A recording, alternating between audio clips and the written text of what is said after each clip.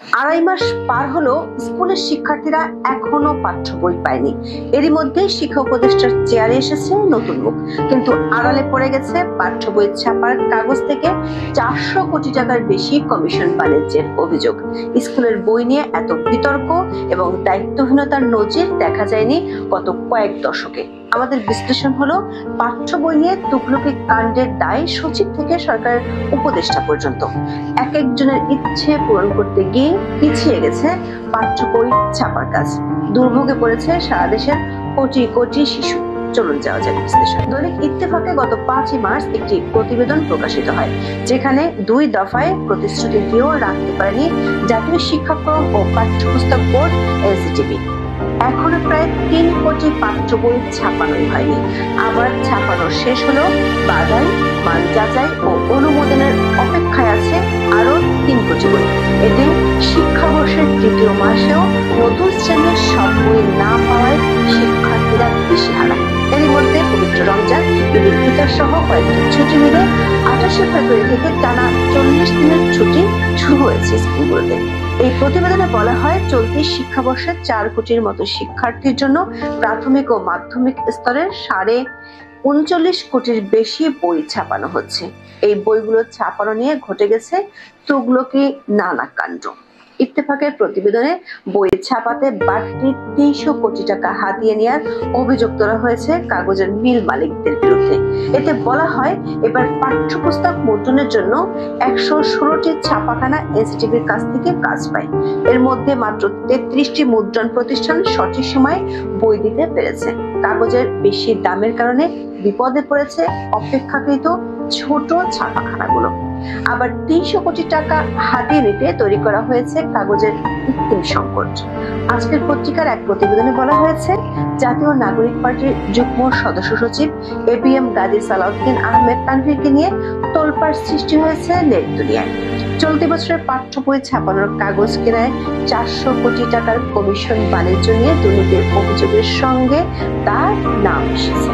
তবে এ বিষয়ে একেবারে মুখে পুরো পেটেছে সরকার ও জাতীয় নাগরিক পার্টি। এমন নৈরাজ্যকর অবস্থার মধ্যে 16ই মার্চের মধ্যে সব শ্রেণীর বই দেওয়ার নতুন তারিখ দিয়েছে এনসিটিভির চেয়ারম্যান। 11ই মার্চ সংবাদ সম্মেলনে তিনি দাবি করেন, এনসিটিভি 2023 সালের 17 মার্চের সঙ্গে প্রতিযোগিতা করছে। তার দাবি, সেবার সর্বশেষ বই দেওয়া হয়েছিল 17ই মার্চ। এবার তারা 16 মার্চের মধ্যে দিতে পারলে পিছনের দিক থেকে দ্বিতীয় হবেন। দর্শক, সীমাহীন ব্যর্থতার দায় এমন সব উদ্ভট বক্তব্য দিয়ে ঢাকার চেষ্টা করছে সরকার। এর একদিন আগে চক্রান্ত নস্যাতের তত্ত্ব হাজির করে বই ছাপা পেছানোর পক্ষে যুক্তি দিয়েছে প্রধান উপদেষ্টার প্রেস উইং। জানানো হয়, আওয়ামী লীগ সরকারের সঙ্গে বেশ কিছু মুদ্রণ ব্যবসায়ের সংশ্লিষ্টতা ছিল। গোয়েন্দা তথ্য ছিল, ডক্টর ইউনূস সরকারের ইমেজ ক্ষুণ্ণ করতে তারা বইয়ের মুদ্রণের প্রক্রিয়া জুন জুলাই পর্যন্ত পিছিয়ে দিতে পারেন। বিশেষ গোয়েন্দা তৎপরতার মাধ্যমে সেই ষড়যন্ত্র ব্যর্থ করা হয়েছে। পাঠ্য বই দিতে ব্যর্থতা এড়াতে এমন বিভিন্ন বক্তব্য সরকার যখন দিচ্ছে, ঠিক তখনই ফেসবুকে বিস্ফোরক এক পোস্ট দিয়েছেন নানান কারণে আলোচিত রাখাল রাহা। অন্তর্বর্তী সরকারের পাঠ্য বই সংশোধন ও পরিমার্জন কমিটির অন্যতম সমন্বয়ক ছিলেন সাজ্জাদুর রহমান, যিনি ছদ্মনাম রাখাল রাহা হিসেবে ব্যাপকভাবে পরিচিত। তার বিরুদ্ধে দুর্নীতির অভিযোগ তুলে 10ই মার্চ সংবাদ প্রকাশ করে একটি অনলাইন সংবাদ মাধ্যমে। তবে বিষয়টি নিয়ে তীব্র আলোচনা সমালোচনার মুখে প্রতিবেদনটি প্রত্যাহার করা হয়। এনসিটিভি বলছে, এ ধরনের অভিযোগ ভিত্তিহীন। এর পরপরে এবারের বই প্রকাশের প্রস্তুতি সহ বিভিন্ন পর্যায়ে ভয়ঙ্কর অরাজকতা তুলে ধরে ফেসবুকে দীর্ঘ পোস্ট দেন রাখাল রাহা। পাঠ্যপুস্তক পরিমার্জনে যেসব ইচ্ছাকৃত ভুল করেছিলাম এবং যত টাকা পেয়েছিলাম শিরোনামের এই লেখায় তিনি তুলে ধরেন ভিতরের অজানা অনেক কাহিনী। দর্শক, রাখাল রাহার পোস্ট বিশ্লেষণ করে আমরা দেখেছি, পাঠ্য বই নিয়ে অরাজকতার দায় সরকারের শীর্ষ পর্যায়ের। সরকার অন্তত কয়েকজন উপদেষ্টা নিজেদের পছন্দ চাপিয়ে দিতে চেয়েছেন স্কুলের বইয়ে। এমনকি প্রধান উপদেষ্টা ডক্টর মোহাম্মদ ইউনূসের নাম এসেছে এই তদবিরে। এর ফলে দিনের পর দিন পিছিয়েছে বই ছাপানোর কাজ। সংকটে শুরু হয় জুলাই আন্দোলন নিয়ে প্রবন্ধ অন্তর্ভুক্ত করা বা না করা সহ আরো কিছু বিষয় নিয়ে বিরোধ থেকে। রাখাল রাহার দাবি অনুযায়ী একজন অতিরিক্ত সচিব ক্ষমা কবিরুল চেয়েছিলেন নতুন কারিকুলামে যেসব বই ইতিমধ্যে চালু হয়ে গেছে তা আপাতত চলতে থাকুক, কারণ সেগুলো বাতিল করলে নতুন বছর শিক্ষার্থীদের বই পেতে জুন মাস পর্যন্ত লেগে যেতে পারে। জনপ্রশাসন মন্ত্রণালয়ের সূত্রে আমরা জানতে পেরেছি, বিগত আওয়ামী লীগ সরকার আমলে ক্ষমা কবিরুল ছিলেন সিনিয়র সহকারী সচিব। 5ই আগস্টের পর তিনি প্রতি সপ্তাহে একটা করে প্রমোশন বাড়িয়ে নেন, হয়ে যান অতিরিক্ত সচিব। সবশেষ 5 ডিসেম্বর তাকে সচিব করা হয়। দর্শক, রাখাল রাহার সাথে ক্ষমা কবিরুলের সাথে দ্বন্দ্ব চলছিল তখন শিক্ষা উপদেষ্টা অধ্যাপক ওয়াহিদুদ্দিন মাহমুদ তাকে সমর্থন করেছেন। এমনকি এজন্য স্কুলে বই পাঠাতে দেরি হওয়ার ঝুঁকিও তিনি অনুমোদন করেন। রাখাল রাহার পোস্টে উপদেষ্টার বরাদ দিয়ে বলা হয়, বই দেরি হতে পারে, আগে সরকারের সব বই সব স্কুলে জানুয়ারির 1 তারিখে দিতে পেরেছে তা নাই, কিন্তু বই কোয়ালিটি হতে হবে এবং বাতিল হওয়া নতুন কারিকুলামের কোনো বই যাবে না। উপদেষ্টা নিজেও সাংবাদিকদের বলেছিলেন, কবে সব বই দেয়া যাবে তা তিনি জানেন না। এবার অনেকটা গায়ের জোরে শুরু থেকেই নেওয়া হয়েছে বিভিন্ন পদক্ষেপ। রাখাল রাহার পোস্ট অনুযায়ী পরের বিরতি শুরু হয় দুটি বিষয়ে কেন্দ্র করে। অতিরিক্ত সচিব ক্ষমা কবিরুল জানান, তারা ইতিমধ্যে সব বই লিখে ফেলেছেন। পাঠ্য বই সংশোধন ও পরিমার্জন কমিটি সেগুলো দেখে দিলে ছাপার কাজ শুরু হবে। তবে এতে প্রচন্ড আপত্তি তোলেন রাখাল রাহা। তিনি পুরানো বইয়ের পরিমার্জনের সিদ্ধান্তে অটল অবস্থান নেন। জুলাই আন্দোলন নিয়ে লেখা অন্তর্ভুক্ত করার প্রস্তাব নাকচ করা নিয়েও তৈরি হয় বিরোধ। রাখাল রাহার অভিযোগ, এরপর বিভিন্ন পর্যায়ে পাঠ্য বই পরিমার্জনের কাজ বাধাগ্রস্ত হয়েছে। ধীরে ধীরে তার সঙ্গে যোগ দেয় সরকারের শীর্ষ পর্যায়ে। যার যার ইচ্ছা পূরণ করতে গিয়ে তৈরি হয় নজিরবিহীন অচলাবস্থা।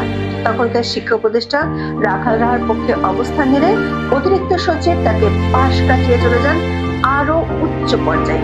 আসতে থাকে নানান সুপারিশ। ফেসবুকে রাখাল রাহা লেখেন, ক্ষমা কবিরুল সাহেব শিক্ষা উপদেষ্টাকে পাশ কাটিয়ে বৈষম্য বিরোধী ছাত্র আন্দোলন, প্রধান উপদেষ্টার কার্যালয় সহ নানা স্থানে বলতে লাগলেন এবং সেখান থেকে নানা সুপারিশ আসতে লাগলো। এক পর্যায়ে পরিমার্জন কমিটির সদস্যরা অতিষ্ঠ হয়ে সরকারের উপদেষ্টার সঙ্গে দেখা করেন। রাখাল রাহার পোস্ট অনুযায়ী এই উপদেষ্টা জুলাই আন্দোলনের গুরুত্বপূর্ণ নেতা ছিলেন। তিনি উল্টো জুলাই আন্দোলন নিয়ে কয়েকটি লেখা যুক্ত করতে বলেন।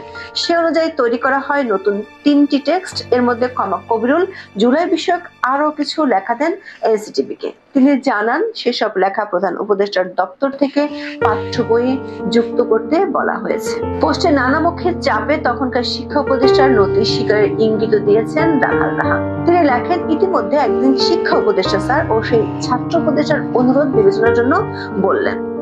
এভাবে নানা জনের মন রক্ষার পর পাঠ্য বইয়ের অনুমোদন নেওয়ার সময় দেখা দেয় নতুন গন্ডগোল। অতিরিক্ত সচিব ক্ষমা কবিরুল নবম শ্রেণীর বাংলা বইয়ে বিভিন্ন হিন্দু লেখকদের নাম ও বিভিন্ন টেক্সট দেখে তা বাদ দিতে বলেন। বিষয়টি নিয়ে প্রচ্ছন্ন হুমকিও দেন তিনি। এরপর মন্ত্রণালয়ের সুপারিশ অনুযায়ী আনা হয় কিছু কিছু পরিবর্তন। মাদ্রাসার বইয়ের কবিতা নিয়ে আসা হয় স্কুলের বইও। তবে এরপর বইয়ের সিডি প্রস্তুতের কাজ চলার সময় আবার তলপাশে উপরের মহলে রাখাল রাহা নিজেই লিখেছেন, এ ধরনের ঘটনা নজিরবিহীন, কারণ মন্ত্রণালয়ের অনুমোদনের পর আর কোনো কমিটির ক্ষমতারই সুযোগ আইনে নেই। তবে এবার তা ঘটেছে। উপরের মহলে সেই কমিটির বিভিন্ন বই এবং জুলাই আন্দোলন নিয়ে নতুন মতামত দিলে হায় হায় শুরু হয় এসটিভিতে। আবার শুরু হয় পরিমার্জনের কাজ। তবে সেই কাজেও সন্তুষ্ট হতে পারেনি মন্ত্রণালয়। তার প্রচন্ড ক্ষুব্ধ হয় এসটিভির উপর। সেগুলো সামাল দিতে কেটেছে দিনের পর দিন। দর্শক, 400 কোটি টাকার দুর্নীতি নিয়ে সরকারের পক্ষ থেকে কোনো তদন্ত নেই। সবাই একেবারে নিশ্চুপ। উল্টো থমকে আছে বই ছাপার কাজ। একটি মন্ত্রণালয়ের একটি কার্যক্রম থেকে পুরো সরকারের বেহাল চিত্র আমরা দেখতে পাচ্ছি, যার শিকার হচ্ছে সারা দেশের কোমলমতি শিক্ষার্থীরা। আজ এ পর্যন্ত। সবাই ভালো থাকুন, সুস্থ থাকুন, নিরাপদে থাকুন। দেখা হবে আগামী পর্বে।